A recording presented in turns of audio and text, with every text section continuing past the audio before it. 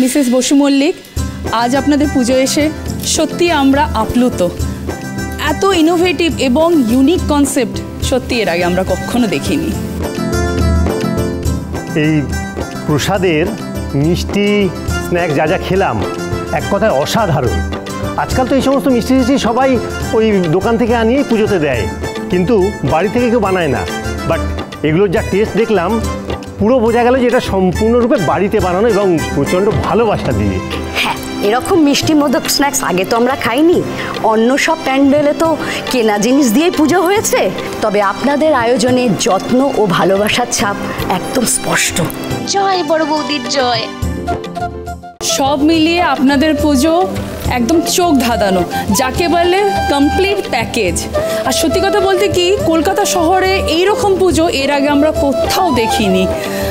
আচ্ছা, এই একটু আগে একজনকে দেখলাম, উনি পুজোর সমস্ত আয়োজন করছিলেন, ওই যে যার গলায় আমরা ওই গজাননের গান শুনতে খুব ভালো লাগছিল, উনি কোথায়? ওটাই তো আমার বৌদি। হ্যাঁ, আমার বড় বৌমা রাধা। কি রাধা নয় সুধা? হ্যাঁ, ভুল হয়ে গেছে, রাধা নয় সুধা। কিন্তু সুধা, হ্যাঁ রে, সুধা তো এখানেই ছিল, গেল কোথায়? হ্যাঁ রে, জানি সুধা কোথায়? না, ঠিক আছে ঠিক আছে ঠিক আছে।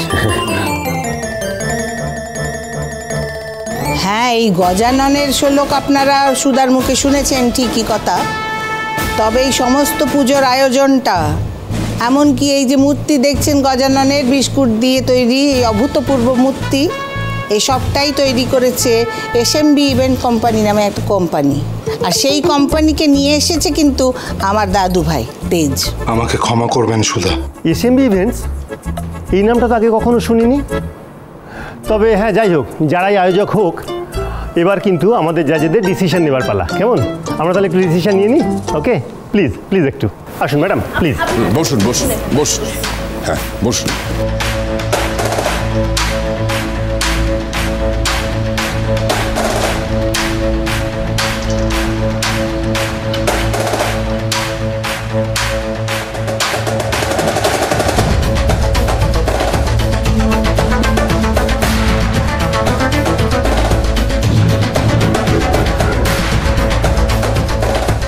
সেরা পুজো বেছে নেওয়ার সিদ্ধান্তে এই প্রথমবার আমরা জাজেরা সহমত হয়েছি।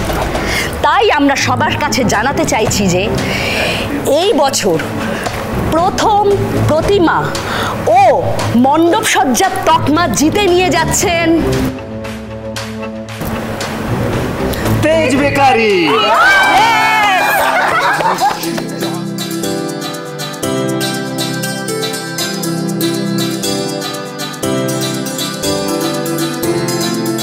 আমি জানি আমার দাদু ভাই সব সঠিক সিদ্ধান্তই নেয়। শুভ বিবাহ মহাপর্ব 27শে সেপ্টেম্বর, এই শুক্রবার রাত 9টা থেকে 10টা, স্টার জলসায়।